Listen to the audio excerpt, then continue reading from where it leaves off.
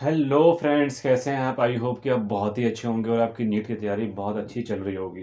Friends, NEET के exam को कुछ ही महीने रह गए हैं और इस वक्त ही मुझसे बहुत सारे दोस्त और मेरे बहुत सारे फ्रेंड्स और आप लोग ये क्वेश्चन पूछ रहे हैं मुझे मैसेज करके कि सर एनसीईआरटी कैसे पढूं। ठीक है, मैं एनसीईआरटी पढ़ता हूं, मैं भूल जाता हूं। ठीक है, तो फ्रेंड्स, एनसीईआरटी को हैंडल करने का जो तरीका है ना, वो सबका अपना अलग अलग है। ठीक है, बट मैंने जो फॉलो किया वो मैं आपको बताने वाला हूँ।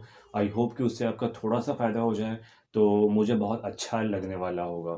ठीक है फ्रेंड्स, अगर मैं बायो के एनसीईआरटी की बात करूं तो बायोलॉजी के एनसीईआरटी को आपको ना बहुत ही टैक्टफुली हैंडल करना होता है। ठीक, सब कुछ उसी में है। ठीक है, सब कुछ। अब क्वेश्चन है कि आप जैसे उसको पढ़ना चाहेंगे वैसे ही आप उसको ग्रैब कर लेंगे। ठीक है, तो जो आपका वे ऑफ लर्निंग है, वे ऑफ स्टडी है, वो बहुत ज़्यादा अफेक्ट करता है, क्योंकि वही एनसीईआरटी है जो सब पढ़ते हैं। ठीक है, एक का सिलेक्शन हो जाता है, एक का सिलेक्शन नहीं हो जाता है। एक की बहुत अच्छी रैंक आती है और पूरी एनसीईआरटी पढ़ने के बाद भी उसकी रैंक अच्छी नहीं आती है। तो कुछ तो रीज़न होगा ना। रीज़न यही है फ्रेंड्स कि आप कैसे एनसीईआरटी को हैंडल करते हैं। सबसे पहले मैं बात करूंगा बायो की एनसीईआरटी की। तो बायो की एनसीईआरटी तो बहुत ही इंपॉर्टेंट होती है, ये सबको मालूम है।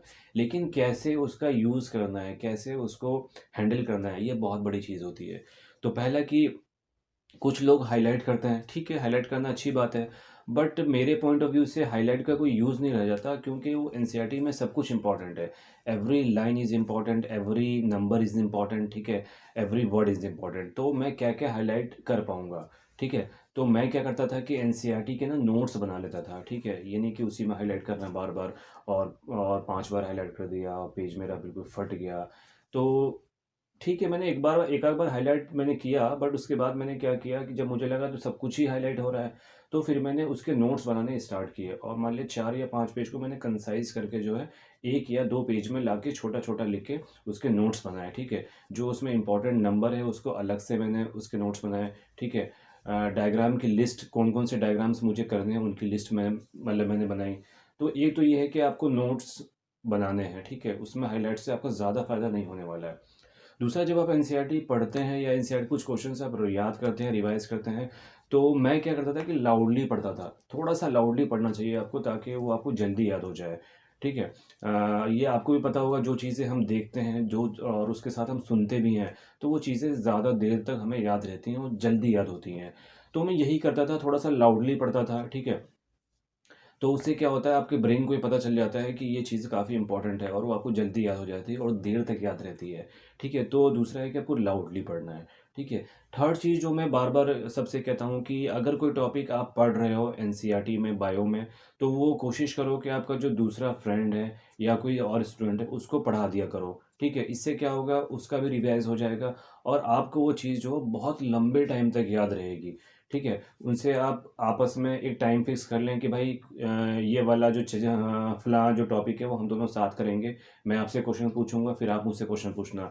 लाइन टू लाइन आपको क्वेश्चन फ्रेम करने हैं, क्वेश्चन की फॉर्म में। ठीक है, जो आपने नोट्स बनाए थे उनको आप क्वेश्चन की फॉर्म में भी नोट्स बना सकते हो, या इंपॉर्टेंट हाईलाइट टॉपिक्स भी आप उसमें लिख सकते हो। ठीक है, तो इस तरह से डिस्कशन से क्या होता है ना, वो चीज़ें बहुत जल्दी याद हो जाती हैं और वो टॉपिक भी ईजी हो जाता है। तो ये 3 चीज़ें जो है ना, और निमोनिक्स।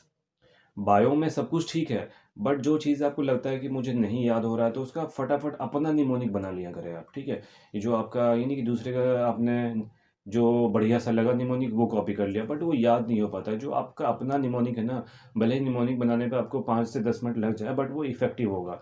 तो ये 3 4 चीज़ें मैं फॉलो करता था बायो की एनसीईआरटी पढ़ते वक्त। ठीक है, तो मुझे बहुत जल्दी बायो याद हो जाती थी और मुझे लंबे टाइम तक बायो याद रहा। ठीक है, यही वजह है कि मेरे 100% मार्क्स आए थे फ्रेंड्स नीट में।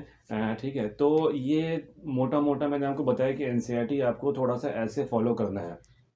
ठीक है, जहाँ तक केमिस्ट्री के एनसीईआरटी का सवाल है, तो वहाँ जो इनऑर्गेनिक केमिस्ट्री है उसके भी मैं यही बोलूँगा, आप उसके नोट्स बना सकते हैं, ऑर्गेनिक का फ्लो चार्ट बना सकते हैं। ठीक है, और फिजिकल केमिस्ट्री भी एनसीईआरटी में बहुत अच्छा दिया हुआ है। ठीक है, तो एनसीईआरटी तो बहुत बढ़िया चीज़ है, उसको आपको छोड़ना नहीं है। अब बात आती है फिजिक्स की केमिस्ट्री, जो आपकी जो फिजिक्स की एनसीईआरटी है।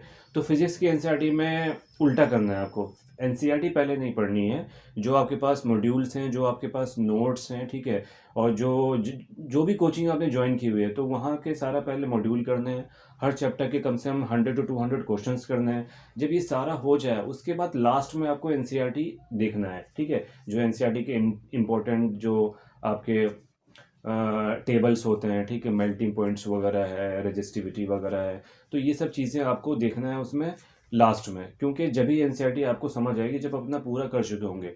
तो फिजिक्स के लिए बात करूँ तो अप्रोच आपका बिल्कुल अलग होने वाला है, ठीक है, बायो के लिए अलग है, फिजिक्स के लिए बिल्कुल ही अलग है। तो आई होप आपको ये वीडियो पसंद आएगी, और थोड़ा सा आपको अगर इससे फ़ायदा होगा तो मुझे ज़रूर कमेंट में बताइएगा, और क्या क्या डाउट्स है आपको एनसीईआरटी को लेकर, प्लीज़ मुझसे पूछिए। Thank you.